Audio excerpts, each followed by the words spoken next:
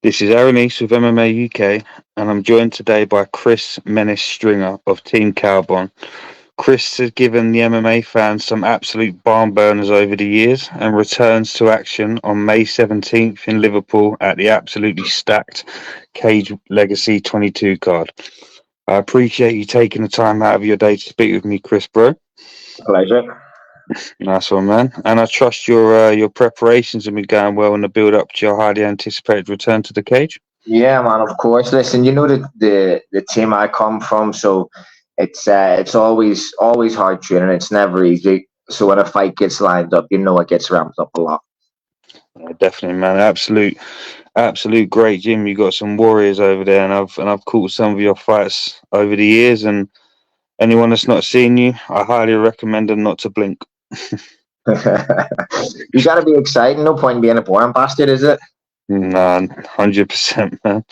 But little over a year has passed since your last outing. Yeah. How does it feel to be back for you? Fantastic, and especially just to get a fight with a bit of notice as well. Like the last one, it was on just under 2 weeks' notice. So this one, I've had way more time to prepare. So to actually have a camp, it feels great this time. So I'm in great shape. I'm explosive. I feel strong. So I can't wait to get out there and just smash some heads in. To be honest. Yeah, I remember speaking to you a while back when you fought, and you were a little frustrated because no one wants to go near you. And but looking at your fights, I don't blame them, to be honest. Yeah, it's it's a bit of a tough one because for me, I'm an experienced guy. I've been doing this for a long time. So I was saying this as well the other day that you're probably not really going to outstrike me. You're not probably going to tap me either. I'm pretty good on the ground. So the only way you're going to win is to hold me on the floor. And nobody wants to see that. And to do that, obviously, you're going to have to get in close. So you're going to get hit. You're going to get elbowed. You're going to get kicked on the way in. So there's much easier fights out there for people, you know. So they look at me and go, "Oh, the record's not as good." And then you look at the way I fight and the style and who I've lost to, and you go, "Ah, fuck this! I'd rather fight some bum from one of those street what do you call those street fighting gyms, you know, who just absolute cans." So I get it, but yeah, it's fucking frustrating. Yeah, no doubt about it, man. You definitely got TNT in your soul. No doubt about that. Right, but what has been your main focus since your trip over to the Netherlands? Just consistently training, to be honest. So when I took that fight, I was working full time. I was teaching full time as well. I was doing 5 nights on a Saturday morning teaching as well. So you know it was a lot. So I've scaled all that back. Not working at the minute. So I've only spent the past 8 9 months, I think, just training every day. The only time I've missed is if I've had like an injury that I couldn't train around. So I've been in the gym every day consistently. So I've just gone back to it was like when I first moved over here, just old school me in the gym every day, training with absolute killers all around me. Yeah, it's like a second home for you over there at Team Kaobon. Yeah. First home, really. Let's be honest. Yeah, been here that long, 14 years. So okay, not from any other gym now. Like, It's definitely dedication, man. Absolute great gym over there. But as I previously mentioned, you've had some absolute explosive bouts over the years, and your loyal fan base are definitely ecstatic you're back from what I've seen over social media. Is this a sign of things to come looking forward for the rest of your 2024? I hope so. As if people want to fight me, that is. I really hope so. Well, big obviously thank you to Cage Legacy for getting me matched and getting me a good fight straight away. Um, I'd like, I would like to be active. I would like to get a couple of more fights in. That's why I took time off work was to be active, but I just never got going, to be honest. So as I said, it's been 8 9 months of asking every week, we got a fight. Is there a fight? Got a fight? Is there a fight? So hopefully this will open the door and people will go, okay, right, let's get them on. Let's get them on other cards. Yeah, man, definitely. I really wish that for you, man. But you've been sorely missed on the MMA scene. It's been a while, like hasn't it? It's been a while, especially on UK soil too. Yeah, man. I mean, how did you like fighting abroad? Do you know what? I actually really enjoy it. I know a lot of people don't like it, but you don't have any pressure or expectations, and you don't have people, oh, when are the tickets coming out and what time you on and what are you doing this, and just, as much as I am grateful, of course I'm grateful for all that, but see, after a while you get fed up with people asking you stupid shit, and you just want to go out there and fight. So when you go abroad, especially if you're in enemy territory, like, you're expected to lose. So when you go out there and you put on a clinic and smoke their guy, like, I think it's one of the best things. I love being the underdog too. So to go out, get away from everybody, and it's only you and your team and your coaches, and you can just focus on the job on hand, and then the rest is easy then, isn't it? Yeah, I can see your point of view, man. You can just stay laser focused and you can just give them the pay-per-view link, huh? Yeah, exactly. Tune in and watch me kick heads. That's it. That's all you need to do. But obviously, don't get me wrong.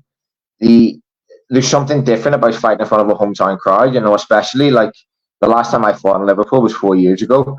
And pop I got from when I came out, like, I mean, the whole place was there for me. It was like, it's like, that brings an extra smile to your face, and it gives you that little bit of extra energy. So when I was fighting for a takedown, I felt like, oh, I might give up on this. And you can hear people screaming. You're like, no, fucking, I'm driving on. I'm getting through this. So both have positives and negatives. To be honest, I like it. I like a mix of both. I wouldn't like to fight solely abroad, and I wouldn't like to fight solely on home turf either. I like a mix.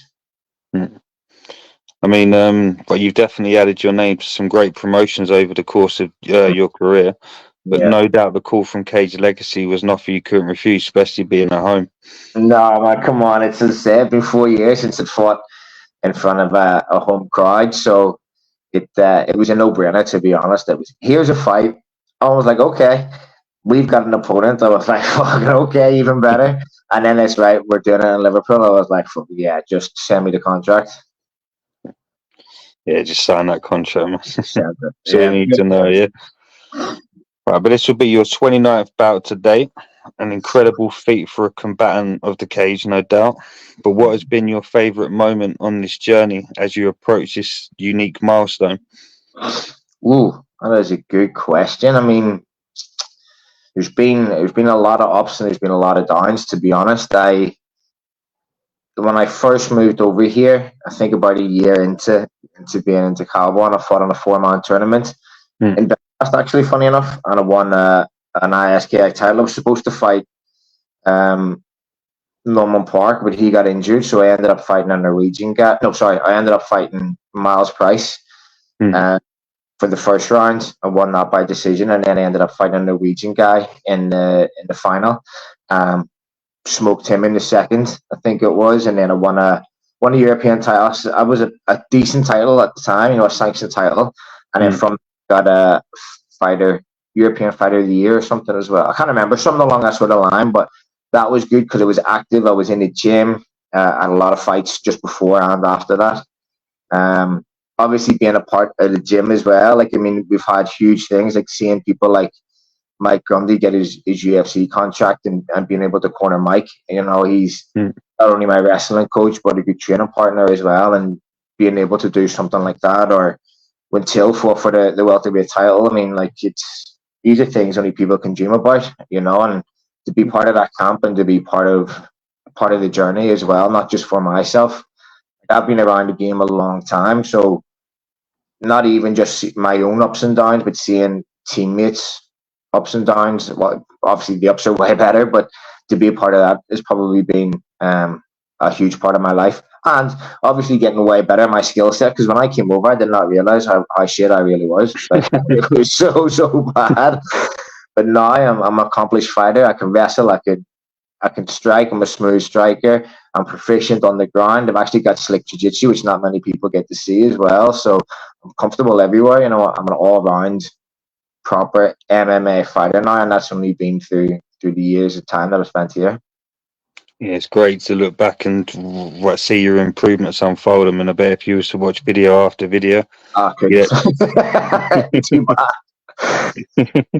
Yeah, that'd take you all day, wouldn't it, with your record? Yeah, it would. It's been a while. Been a few. Yeah, but looking forward to fight night. Well, to emulate the host of explosive competitors you've faced against over the years, you take on yet another well-rounded opponent in Liverpool.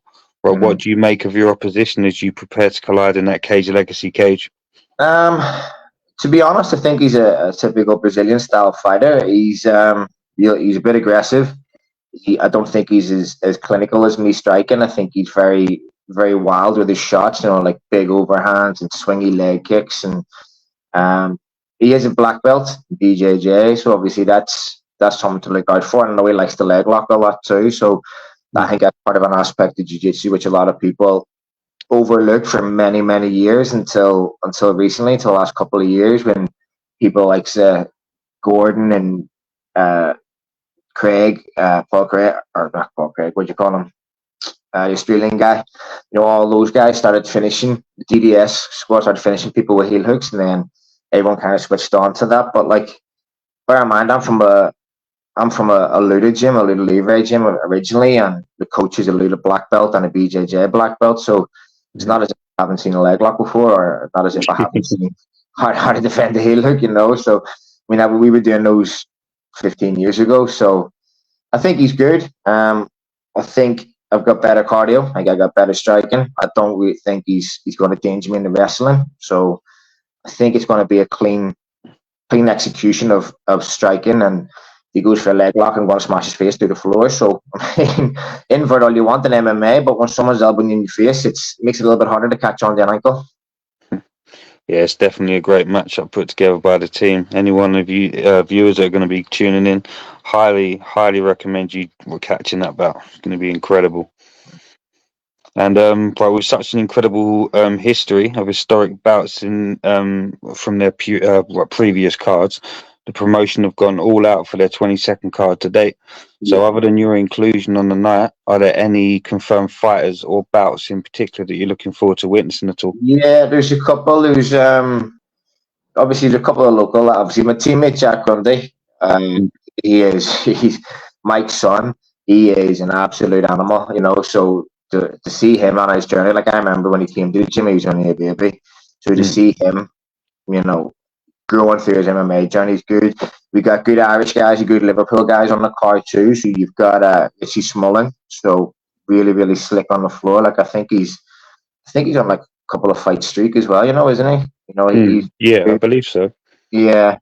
I've seen a guy. There's a guy training in Tiger as well. I forgot his name. But he looks pretty good. As you can tell, I'm not great with names. This is a head trauma over the years. Yeah.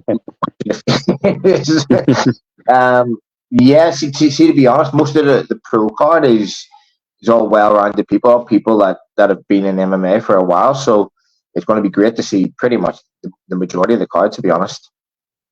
Definitely got a couple of pro debuts from a couple of guys down my neck of the woods, Connor and Callum from GB Top Team. I highly recommend you look out for them. They're great. Nice.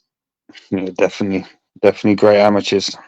But they're embarking on a professional journey. It's going to be incredible. But it's been an absolute pleasure speaking with you today, Chris, mate. I wish you all the best for your final preparations, and I'll definitely look forward to catching you out there once again, mate. Perfect. It's been a pleasure. Thank you very much, my man. Make sure you tune in and watch me kick some heads. Definitely will do, bro. But before you go, do you have a message for the fans that will be in attendance and anybody you'd like to give a shout out to? Yeah, literally just obviously a shout out to my team and my coaches and my teammates. Obviously, they've got me through.